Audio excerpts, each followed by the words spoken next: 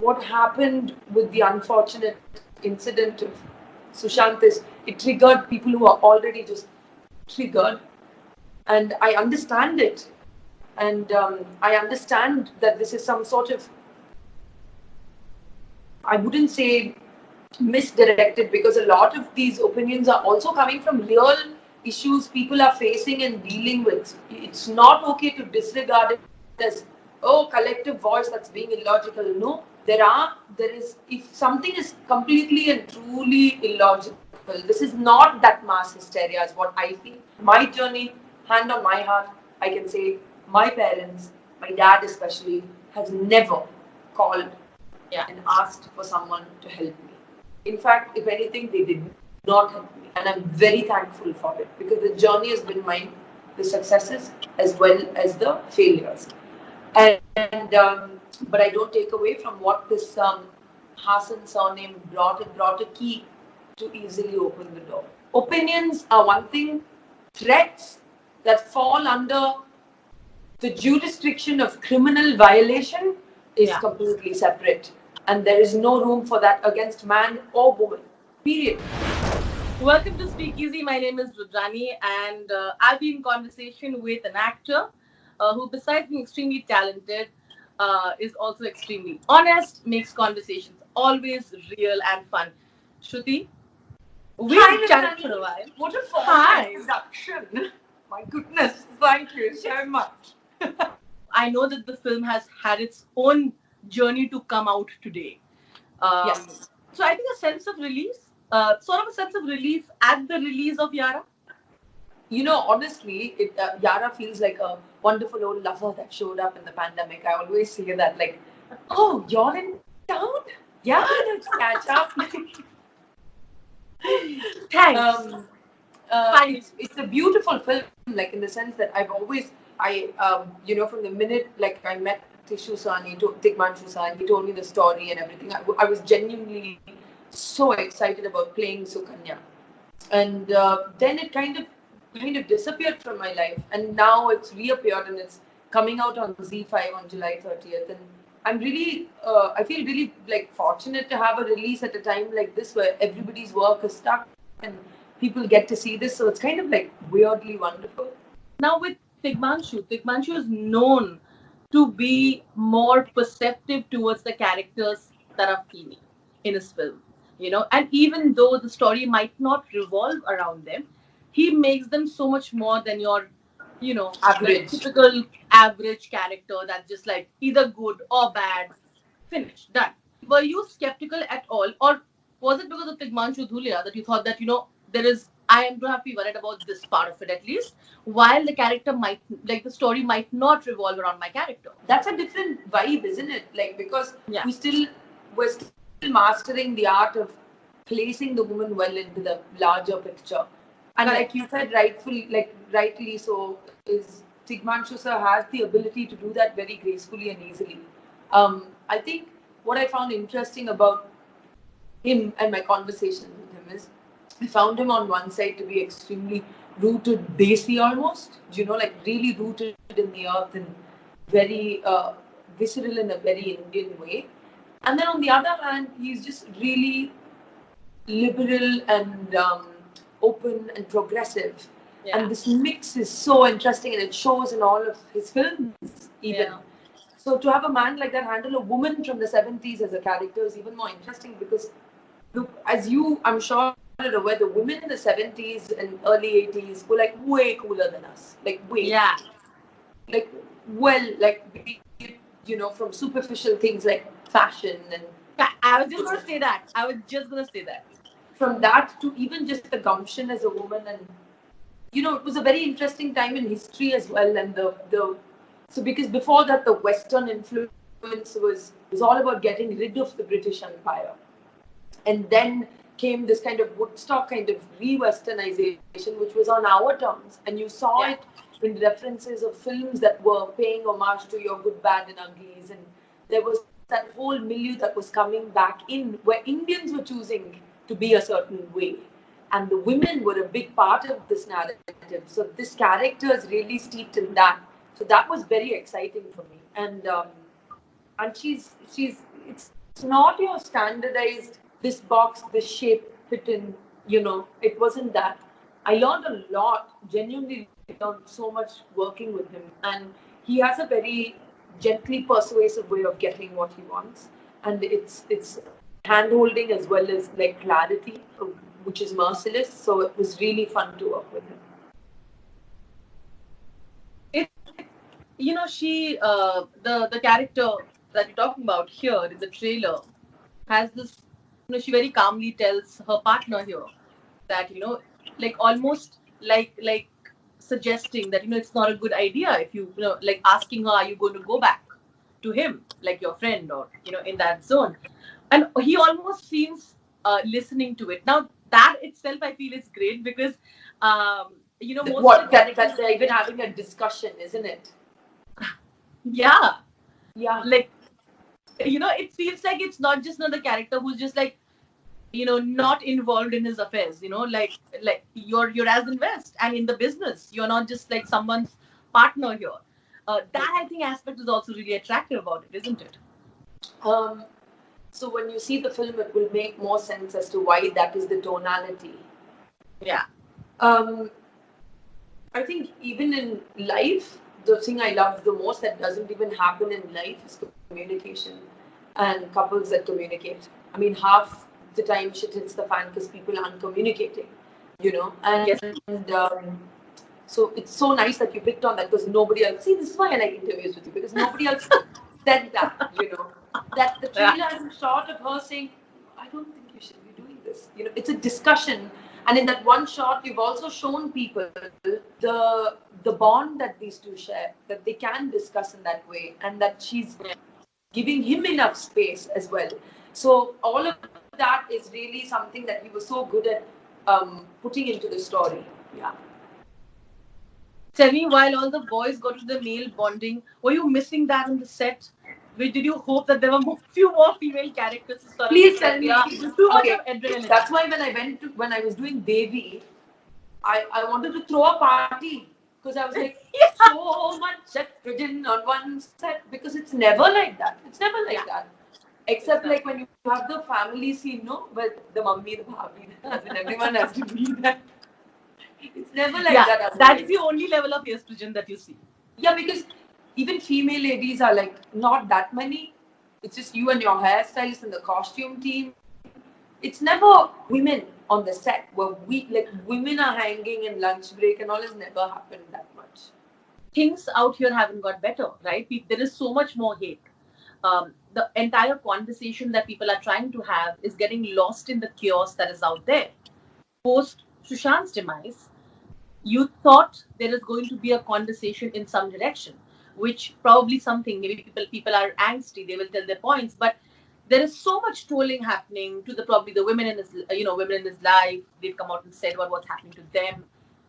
What do you make of this as an actor, when you look at what's happening around you, and how how do you navigate through this chaos to make sense out of it?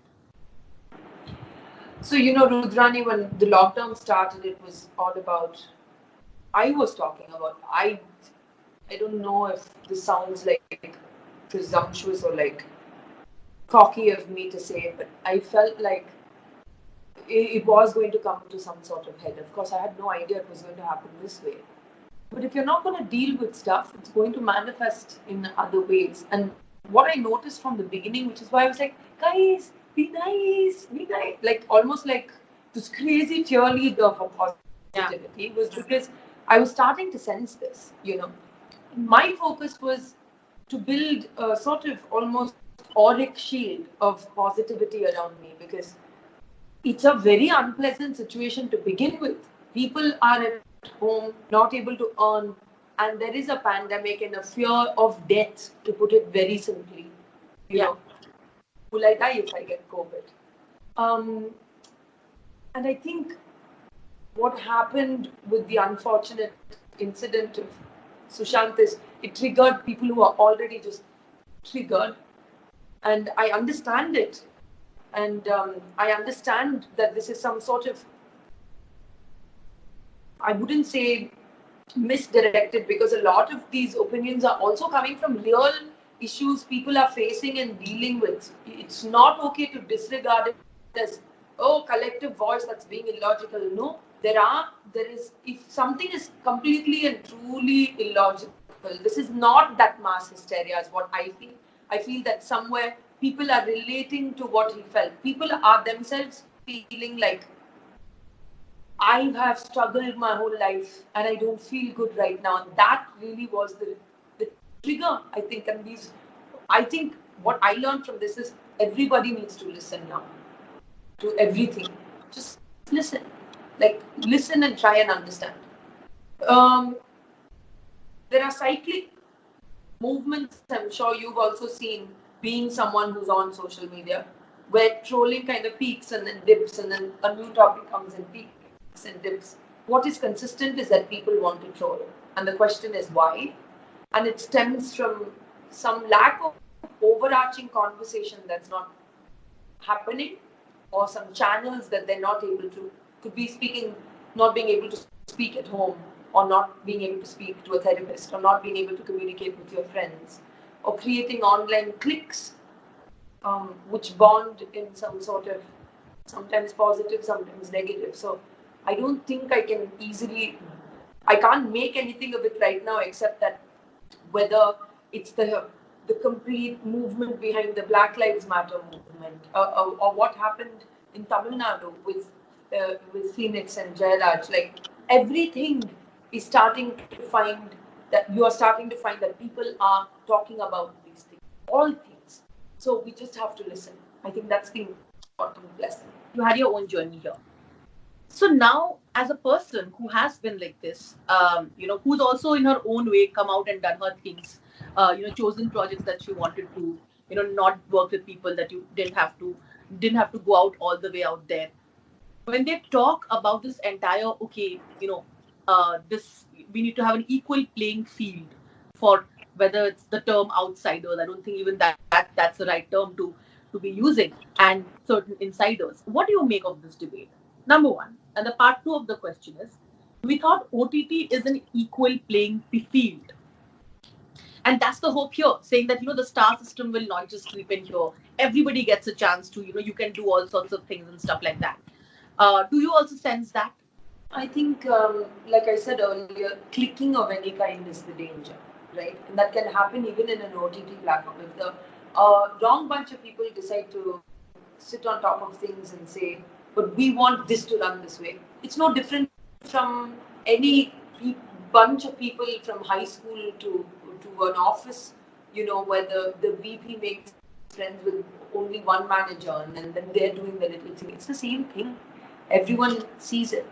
Um, I find it very precarious, my position, to talk about this thing, because I understand, and I've always said this from the beginning to you. You have. Even before this discussion came up, I was like, listen, I know the door opened, and I was very happy to very clearly say that disclaimer from the beginning of my career. Yeah. Maybe I preempted this conversation because there is a logic to it. Because I have seen the door open. But staying in the room was very hard. Once the door opens, walking through it and staying in the mansion is hard for anybody. Maybe easier for people who have support, and the support need not necessarily come from famous parents. It can come from the director who favors you, or it can come from anywhere. Eventually, we have examples of people who may have received support and could not hack it, so to speak. You have people who received no support and hacked it. Do you know what I mean? But the journey is a journey, irrespective. My journey, hand on my heart, I can say my parents, my dad especially, has never called and asked for someone to help me. In fact, if anything, they did not help me. And I'm very thankful for it, because the journey has been mine, the successes as well as the failures. But I don't take away from what this Hassan surname brought. It brought a key to easily open the door. And but staying in was a completely different ball game, and maybe someday in the future I can speak honestly about that journey, where or people like me can speak of a similar strain can speak about that journey. But today is not that day, and it shouldn't be. You also said that, a platform, while OTT can be an equalizer, there can still be people here who can, mess things up. And which I think we saw, also when few actors came out and said, that our films are not getting promoted. I think that, and which included Vidyut's Khuda Hafiz. I think that itself also gave us an insight into how it's so important that this conversation probably needs to continue in probably a civil manner. Ideally, all conversations should be civil, but most often, more often than not, they're not. You know, Yeah. that is that is like a trend now to kind of just be like, "Bleh," But that it is what it is. See, Rizwani, the thing I've learned in life is I have friends even who'd be like, why are they doing this or what is going on? I'll be like, oh, they're doing it. Only thing you have control over is your reaction to the situation, you know. And for me, I think that it's just, I've learned a lot just by watching and listening and trying to understand. And I do understand. I do understand why certain people are so angry. I do understand why, and that comes from having conversations with myself that are uncomfortable, you know. Yeah. And I get it, and there has to be a change. And like I always said, like I said this to somebody and they didn't really get it, and I was like, I really have always felt like an outsider. When I was a kid, I used to draw symbols on my roof so the aliens can come and take me. That's like how much of an outsider I felt like. So I feel that my journey has really been about feeling like I don't fit in anywhere. And Yeah. there are moments, I think, with music where I felt, oh my god, three of us get along, we're playing music. And I felt on a movie set, there are moments with an actor and a director, and we look at each other and we feel we did this amazing thing, right? Yeah. But that's why I'm an artist. That's the only time I feel one with people is through art. The rest of the time, pretty much, I feel misunderstood and like an outsider. There are people who are from the so-called outside, and I see them and they're so good at talking to people and going to these parties and like saying the right thing and impressing people and saying उस लड़के को cast करना चाहिए. I don't think anyone's actually ever felt that about me. They're like, how the hell would I cast her? So it I'm is. sorry, I didn't mean to. I'm not laughing. No, it is because every character I've played is like nothing like me, and I'm like, नहीं नहीं मैं कर सकती हूँ, I promise, Yeah. So it's been a convincing, the whole time it's been convincing people.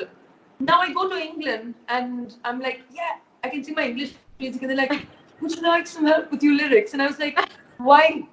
Which white person is going to help me write about a brown woman in her 30s? It's still convincing. So I always feel like the outsider, but I love that. That's given me some sort of weird strength, Yeah. you know. And when I read Malcolm Gladwell's The Outlier, I'm like, I'm an outlier. Well, well said. Of course, even men and women both get online abuse, you know. But to women, there is a specific rape threats that are given, which is just beyond disgusting. Whether it's Ria, whether it was Shaheen, they all opened up this time. They Again, put it's a historic thing, right? You read about so and so went and plundered this village. You don't see them plundering men. yeah, All the women are rounded up. There's such a historic reference and fear and degradation that has been going on for centuries against women. mm, You're basically seeing the same thing play out on social media. As a woman, it is dangerous. It is frightening as all hell. And that is something that upsets me. And I'm glad that recently somebody got arrested for yeah, good, because someone has to be accountable. Opinions are one thing, threats that fall under the jurisdiction of criminal violation is yeah, completely separate. And there is no room for that against man or woman. Period. Like, you don't get to say to men, I want to kill yeah, you or rape you, even to a man. Like, no, to yeah. nobody. To nobody. That free I'm all for free speech, but like, no, this is criminal activity, isn't it? It's disturbing. And I think, and why I want to end it in this note is that I feel like while we have obviously the conversations about being kind to each other will continue, I think all of us together also need to probably ask for social media as all of our workplaces, right? Technically, it is harassment to be saying these things to each other. So I feel like even social media platforms in some way should come out I with better rules. What do you think? Yeah, definitely. I mean, I flagged stuff off, and then like, here's the reply to your thing from 4 weeks ago. I'm like, Thank you. thanks, mate. We've always associated films and the theatrical films, especially the barometer of appreciation first has always been the first weekend collection. What I feel OTT is doing today is now probably going to be a little different because when films are directly releasing to OTT, I feel the conversation now probably goes beyond that. Finally, when people have been saying, "Oh, why is that a film is only looked upon from this purview of collection?" So I want to know your thoughts on that. I don't know if you've noticed this trend. Um, Sometimes there are films that are made for theatre, right? I always quote the example of like, you want to see Jurassic Park in the theatre first, ideally, or Yeah, Avengers, right? That's a theatre film. There is a beauty to the cinematic experience of being in a theatre. sure. But people are also busy, shorter attention spans. Um, they're less willing to spend on exorbitant theatre tickets and popcorn and egg puff. So it's like, Yeah, I feel like that way, a lot of films have had a life on OTT that they would not have had in a theatre. Similarly, to quote an example from Hollywood, there was a film called American Beauty. And when it came out, they gave it like the lesser number of smaller theaters because they were like, this isn't a big ticket film. It became a big ticket film because the audience made it a big ticket film. I can't tell you yeah, the number of films I've had where it kind of just came and went, and then really there's been a resurgence of D-Day in my life because people have started watching it on a platform. You get what I yeah, mean? And I was like, oh, well, thanks, 6 years later, but thanks. yeah. But that's what this does. It's amazing. I think it's fantastic. And I'm really fortunate that Yara is coming out. In the pandemic, I don't think many actors can say I have a release. So Yeah. it's all another time. It's all skewed. Theatre is always theatre. There's something beautiful about going to the theatres. But this is the new age of people procuring entertainment in their palms, literally. And we shall end this conversation on that note. Entertainment for you, right at your place. Lots of love always. Thank And you.